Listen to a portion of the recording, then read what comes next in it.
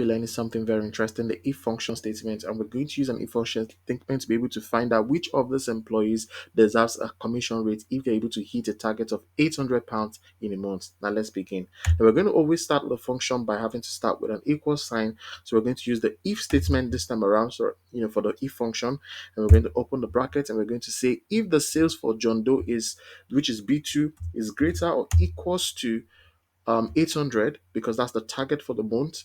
Now what do I want you to do if the value is true? Now if the value is true, I want you to be able to multiply 5% with the sales that they've been able to generate in a month, and then give me the calculation, the commission for that month. And then if basically um it's not up to 800, if John Doe was not able to deliver a sales of 800 pounds and above at the end of the month, now I want you to give me no commission. I want you to tell me that I do not need to pay that particular sales rep a commission for that month. And that's all I need to do. And this is a very simple if statement, using true or false values to be able to generate this. And I'm going to say enter.